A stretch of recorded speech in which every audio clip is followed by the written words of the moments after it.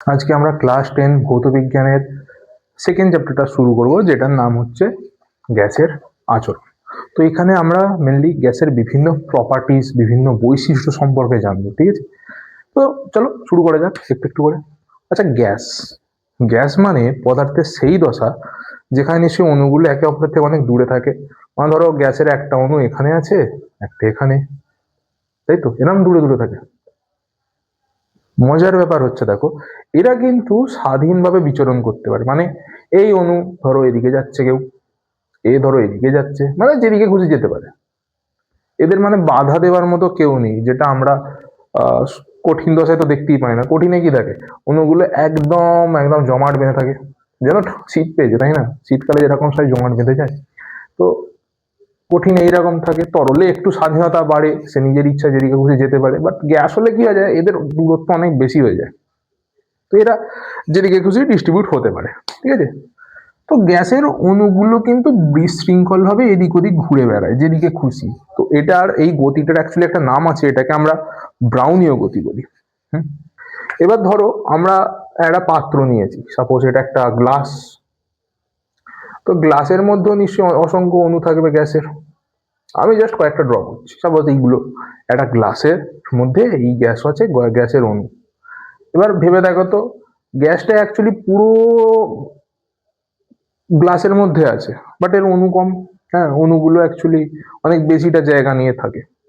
তো এই অণুগুলো কি করে, এদিকে এদিকে যাতায়াত করে যেতে যেতে কি করে, এই পাত্রের দেওয়ালেও কিন্তু ধাক্কা মারে। কি করে, ধরো এখানে ধাক্কা মারলো, এখানে চলে এলো। আচ্ছা, ধাক্কা মারলে কি হয়? সাপোজ আমি এই বোর্ডটাকে ধাক্কা মারছি, কি হবে? একটা চাপ তৈরি হবে না? চাপ। তো গ্যাসও কি করতে পারে জানো, এই পাত্রের দেওয়ালে অ্যাকচুয়ালি চাপ সৃষ্টি করে। হ্যাঁ, এটা ধরো পাত্রের দেওয়াল, পাত্রের দেওয়ালের উপরে একটা চাপ দিচ্ছে, তাই তো। এবার গ্যাসের চাপ কি, আমরা কাকে বলছি দেখো ভালো করে বুঝে নাও। সাপোজ এটা একটা এরিয়া, এটা একটা এরিয়া বা তল।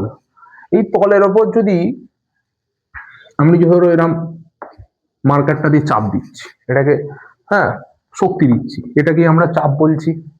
মানে আমরা যদি একটা তলের ওপর কিছু দিয়ে একটা শক্তি প্রয়োগ করি, সেটাকেই আমরা চাপ বলছি। তো এই গ্যাসগুলো কি করে, গ্যাসগুলো অ্যাকচুয়ালি এই দেওয়ালের ওপর না লম্বভাবে একটা বল প্রয়োগ করে, শক্তি প্রয়োগ করে। এটাকেই অ্যাকচুয়ালি গ্যাসের চাপ বলা হয়।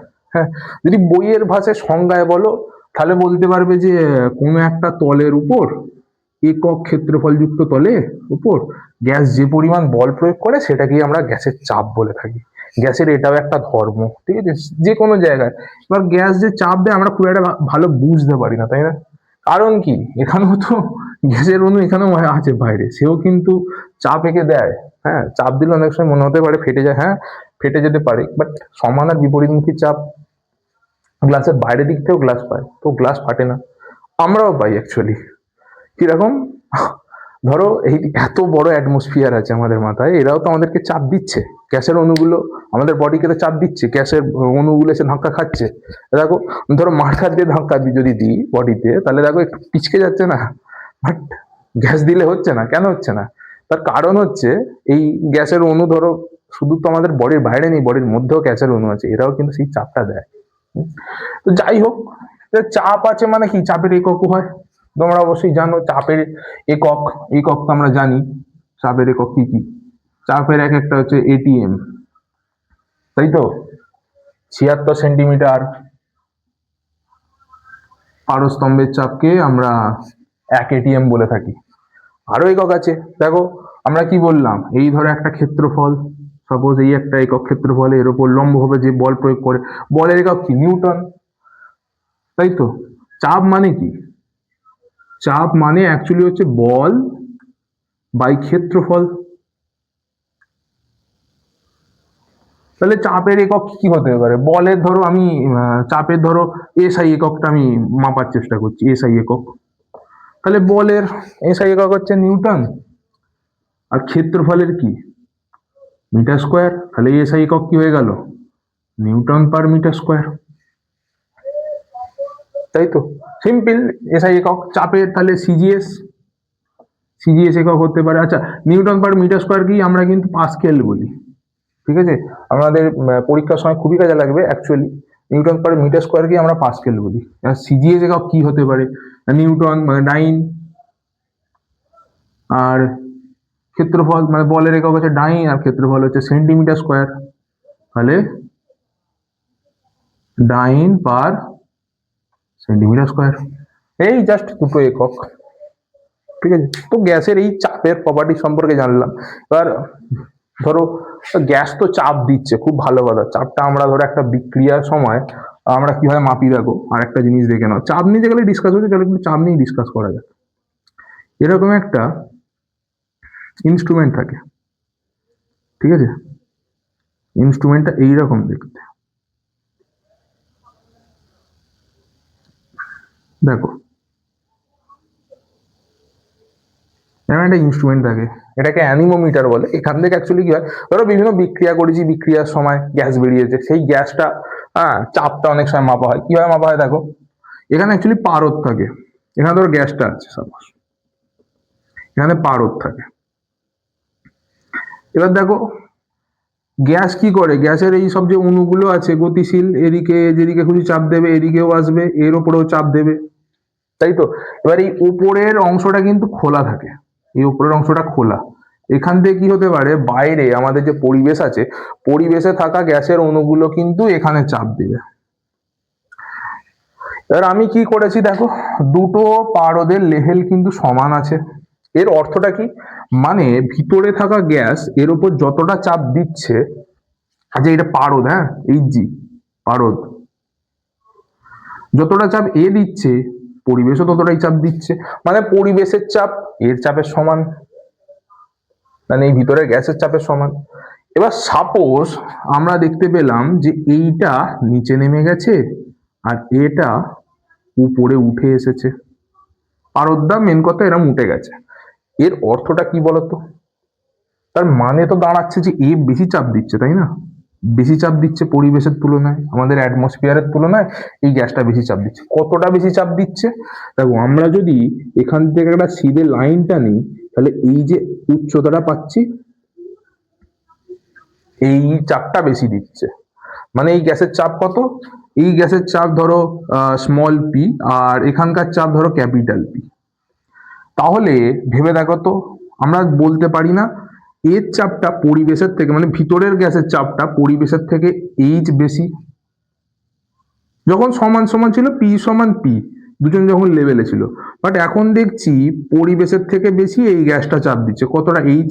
তাহলে আমি এই ক্ষেত্রে লিখতে পারি না স্মল পি সমান ক্যাপিটাল পি প্লাস এইচ, এতটা চাপ বেশি দিচ্ছে। ধরো পরিবেশের চাপ হচ্ছে তোমার 67 mm এইচজি, পরিবেশের চাপ এটা। কিন্তু এই জায়গাটা আমরা দেখতে পাচ্ছি, ধরো এই জায়গাটা এসেছে ধরো সাপোজ ধরে নাও 5 mm এসেছে এই হাইটটা, তাহলে আমার এই গ্যাসের চাপ কত হয়ে গেল, গ্যাসের চাপ নিশ্চয়ই হয়ে যাবে বাইরের চাপ প্লাস এই এইচ, তাহলে হয়ে গেল 76 প্লাস 5 ইকুয়ালস টু কত, 81 mm এইচজি। গ্যাসের চাপটা আমি পেয়ে গেলাম খুব সহজে। তো পরীক্ষার ক্ষেত্রে আমরা বিভিন্ন গ্যাসের চাপ এভাবে মেপে থাকি। অনেক সময় কি হতে পারে যে গ্যাসটা ধরো কেসটা উল্টো হয়ে গেল সাপোজ, হ্যাঁ কিরাম কেসটা হয়ে গেল, এদিকে ধরো পারদরা উঠে গেছে এদিকে নেমে গেছে, তাহলে কি এর মানে কি দাঁড়াচ্ছে, এর মানে একটাই দাঁড়াচ্ছে যে বাইরের চাপের তুলনায় এই গ্যাসের চাপটা অনেকটা কম। কতটা কম, এতটা কম, এই পরিমাণ কম। তখন কি হবে, এই ধরো বাইরের চাপ যদি 76 হয়, তাহলে সেখান থেকে এই যে দূরত্বটা বাদ দিলেই আমি পেয়ে যাব কতটা চাপ সেখানে আমরা পাচ্ছি। ঠিক আছে, তো এইভাবে অ্যাকচুয়ালি গ্যাসের চাপ মাপা হয়। নেক্সট আরেকটা জিনিস দেখো,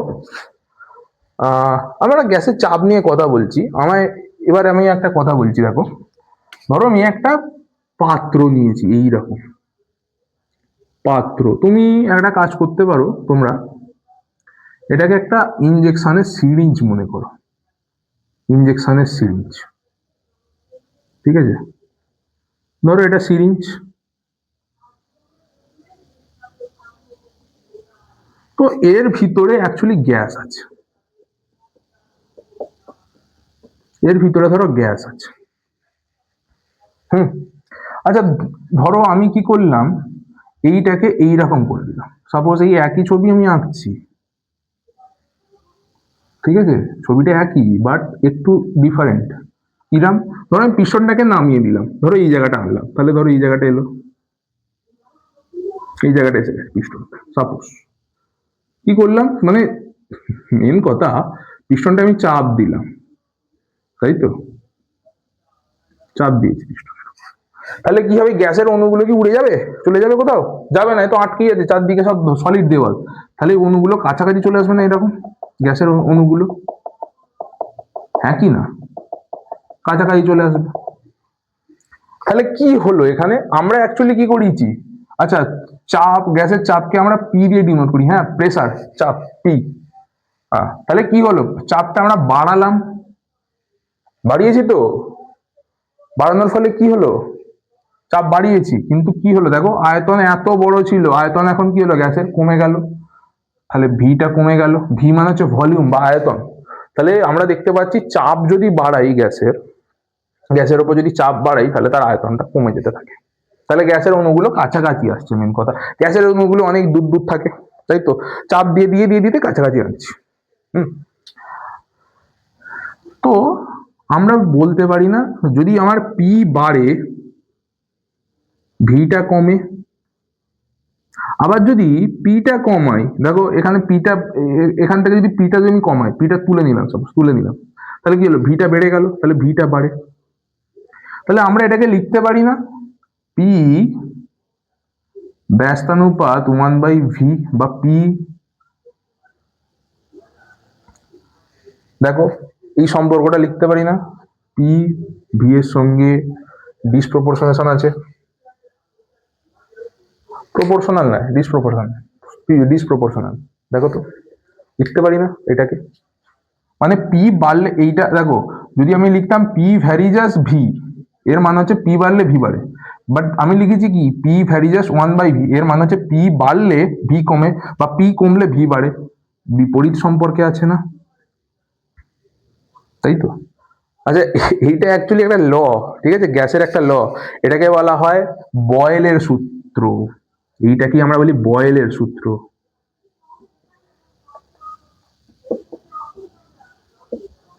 ঠিক আছে, এটাই হচ্ছে বয়েলের সূত্র। ইজি না, চাপ বাড়লে আয়তন কমে, আয়তন বাড়লে চাপ কমে, জাস্ট অপোজিট। তাহলে আমরা কি এই রকম করতে পারি, ভেবে দেখো তো, আমরা যদি এটাকে, আচ্ছা এটা থাক এখন এইরকম, ঠিক আছে, আমরা ধরো একটা গ্রাফ করছি, আমরা গ্রাফটা করছি সাপোজ এইরকম, এটা ধরো পি এদিকে আছে, পিটা উপরের দিকে বাড়ে, আর এটা ধরো ভি, ভিটা এই দিকে বাড়ে। ধরো একটা গ্যাস এই অবস্থায় আছে, এই অবস্থায় তার চাপ কত, তার চাপ ধরো এখানে, চাপ মানে এখান থেকে এতটা, এখানে রিডিং দেখাচ্ছে, এখানে হচ্ছে চাপ, তাহলে তার আয়তন কত, আয়তন এখানে, আয়তন এইটা তার, এখানে পয়েন্ট আছে মানে এখানে কোন একটা গ্যাস অবস্থিত, মানে তার চাপ এখানে, আয়তন এখানে, ঠিক আছে। ধরো চাপটা হচ্ছে ধরো P1, আর আয়তন হচ্ছে V1।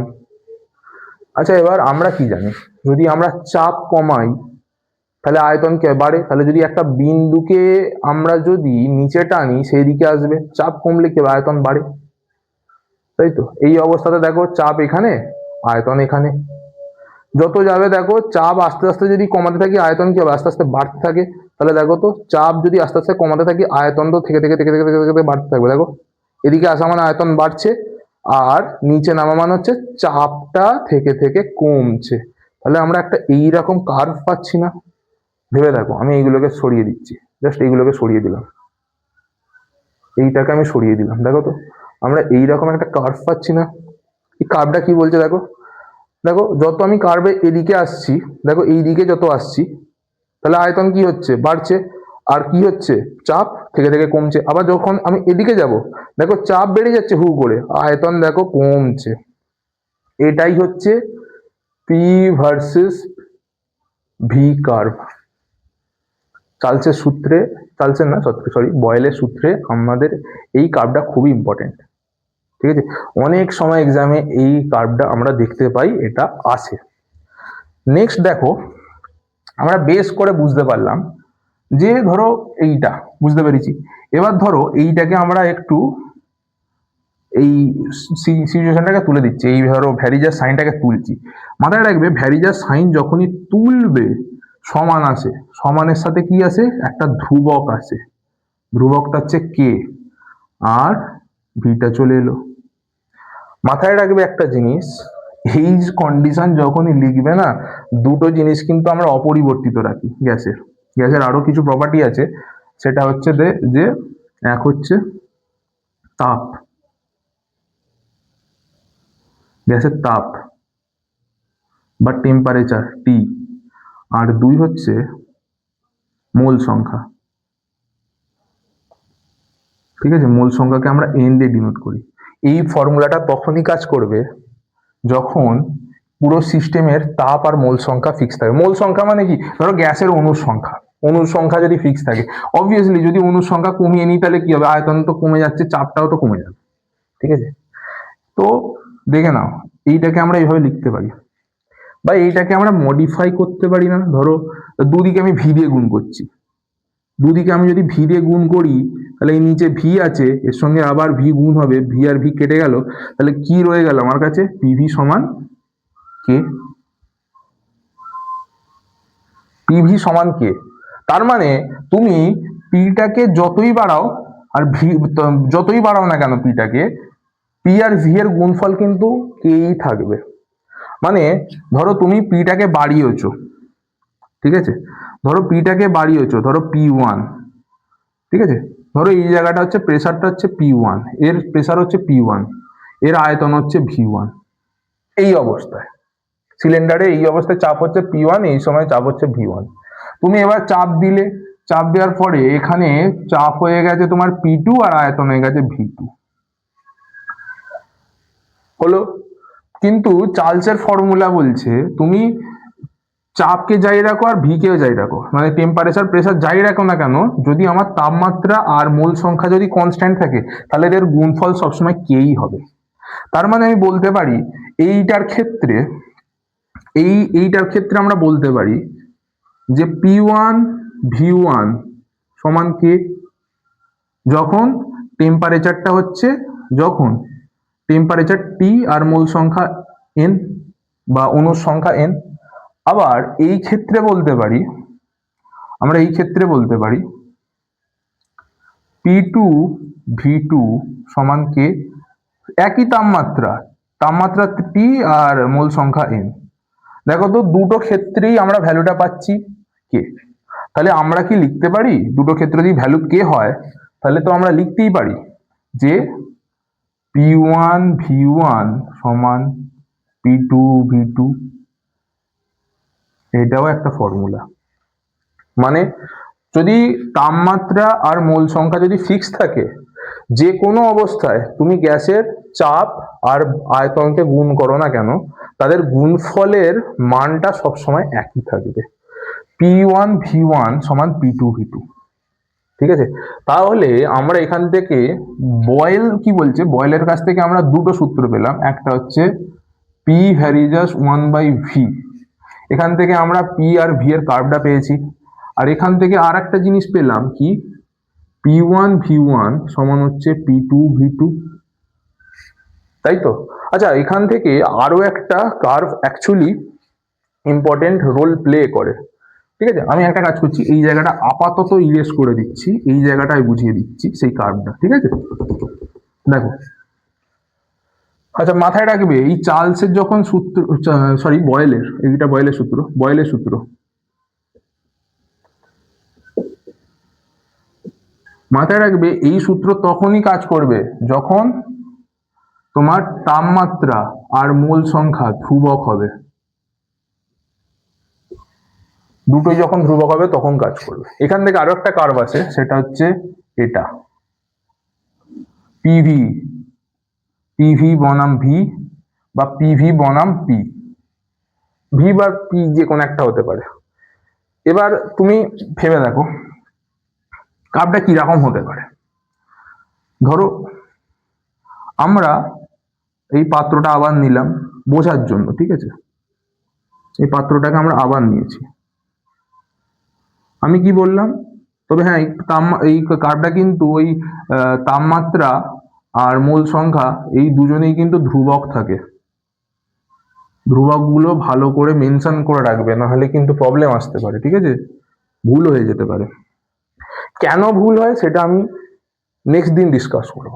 দেখো আমরা দেখো এর নিশ্চয়ই তাপমাত্রা এই যদি টি আর এন যদি কনস্ট্যান্ট থাকে তাহলে এর প্রেসার পি আর আয়তন ভি হবে। তাহলে পিভিটা কি, পিভির মান হচ্ছে কে, ধ্রুবক। এবার কি করলে তুমি, এই পিস্টনটাকে ধরো নামিয়ে দিলে, এখানে নামিয়ে দিলে,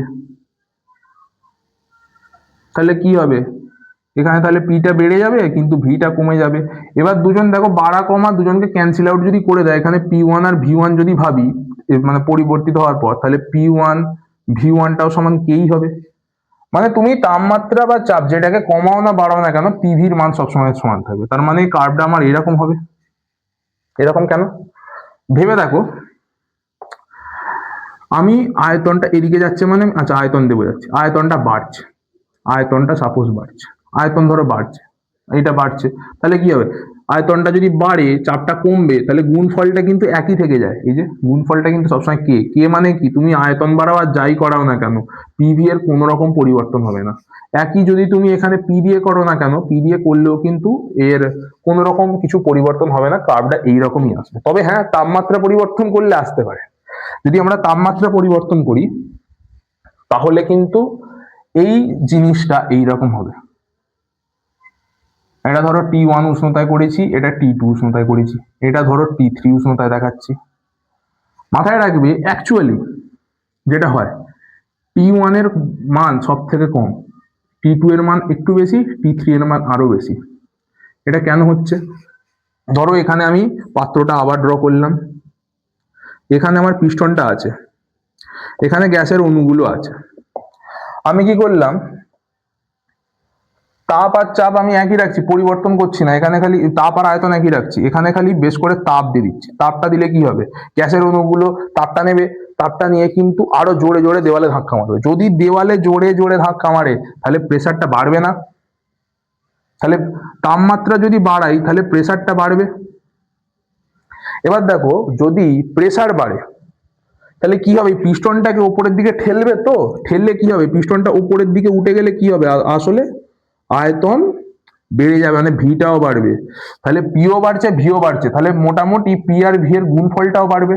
ওই জন্য দেখো তাপমাত্রা বাড়ার জন্য পি আর ভিটাও বেড়ে গেছে। বুঝতে পারছো ব্যাপারটা, এই জিনিসটা ঘটে তাপমাত্রা পরিবর্তনের জন্য। আচ্ছা নেক্সট চলো একটা অঙ্ক দেখে নেওয়া যায় এখান থেকে, যেটা আসার সম্ভাবনা থাকে। এখানে আমাদের একটা প্রবলেম দিয়েছে, বলছে ঘরের তাপমাত্রায়, ঘরের তাপমাত্রায় 76 সেন্টিমিটার পারদ-চাপে কোনো নির্দিষ্ট ভরের গ্যাস। দেখো নির্দিষ্ট ভর, নির্দিষ্ট ভর মানে কিন্তু বলে দিয়েছে এনটা কিন্তু কনস্ট্যান্ট, কনস্ট্যান্ট মানে ধ্রুবক, এনটা এন। দেখো ভর, দেখো আমি বলেছিলাম অনুসংখ্যা এন, মানে দেখো 5টা অণু আছে, 5টা অণুর ভর তো ফিক্সডই থাকবে, তাই না। একটা অণু যদি বাড়িয়ে দিই মানে অণু সংখ্যা যদি বেড়ে যায় তাহলে ভরটা পরিবর্তন হয়, ভর ফিক্সড আছে মানে অণু সংখ্যাটাও ফিক্সডই আছে, ঠিক আছে। নির্দিষ্ট ভরের গ্যাসের আয়তন 1 লিটার, খুব ভালো 1 লিটার বলেছে। তাপমাত্রা অপরিবর্তিত, দেখো ঘরের তাপমাত্রা, তাপমাত্রা অপরিবর্তিত মানে টিটাও কিন্তু আমাদের কনস্ট্যান্ট, দেখো এন আর টি কনস্ট্যান্ট বলে দিয়েছে, ঠিক আছে। তাপমাত্রা অপরিবর্তিত রেখে 19 সেন্টিমিটার পারদ চাপে গ্যাসের আয়তন কত হবে। তার মানে ভাই কি কি বলে দিয়েছে একবার দেখি, দেখো 76 সেন্টিমিটার পারদ চাপে, তার মানে পি বলে দিয়েছে, মানে পি ওয়ান প্রাথমিক চাপ বলে দিয়েছে 76 সেন্টিমিটার সেমি এইচজি, ঠিক আছে। নির্দিষ্ট ভরে গ্যাসের আয়তন 1 লিটার, তার মানে প্রাথমিক আয়তনও বলে দিয়েছে 1 লিটার, তাই তো। নেক্সট কি বলেছে, তাপমাত্রা অপরিবর্তিত রেখে 19 সেন্টিমিটার পারস্তম্ভের চাপে, তাহলে পি টু বলে দিয়েছে, পি টু হচ্ছে 19 সেন্টিমিটার এইচজি, গ্যাসের আয়তন কত হবে, তাহলে ভি টুটা আমাকে বার করতে বলেছে। কিসের ল লাগবে, দেখো P one V one P two V two বলে দিয়েছে, এনটা টিটা কনস্ট্যান্ট, তাহলে আমরা বয়েলের সূত্রটা লাগাই। তাহলে আমরা কি জানি বয়েলের সূত্র অনুযায়ী P1 V1 equals to P2 V2, তাই তো? এবার দেখো P1 V1 P2 V2 সব যা আছে মানটা বসিয়ে দিই। P1 এর মান কত? 76 সেন্টিমিটার এইচজি। তার সঙ্গে V1 কত? V1 বলে দিয়েছে 1 লিটার। V2 কত? V2 সরি P2 বলে দিয়েছে 19 সেন্টিমিটার এইচজি। আর আমার V2 জিজ্ঞাসা করা যে V2টা কত। তাহলে আমরা এখান থেকে বলতে পারি না V2 ইকুয়ালস টু কত হয়ে যাচ্ছে আমার 76 centimetre HG into 1 litre divided by 19 centimetre HG. এবার দেখো তো কি হচ্ছে, সেন্টিমিটার এইচজি দুটো ইউনিট কেটে গেল, খালি লিটার আছে, তার মানে আমার ইউনিট হবে লিটারে। এবার বলে দিয়েছে 76 ডিভাইডেড বাই 19, তো এইটা যদি ডিভাইড করো অ্যাকচুয়ালি আসবে 4, ইউনিটটা কি হবে লিটার। তার মানে আমার ওই কন্ডিশনে যদি চাপটা যদি 19 সেন্টিমিটার করে দিই তাহলে ভলিউম গিয়ে দাঁড়াবে 4 লিটার। তো বয়েলসের ফর্মুলা এটা, বয়েলের সূত্র থেকে মেনলি মাধ্যমিক এক্সামে এই টাইপের কোশ্চেন আসতে পারে। ঠিক আছে, আজকের জন্য এতটাই। নেক্সট দিন আমরা চার্লসের সূত্র সম্পর্কে জানবো।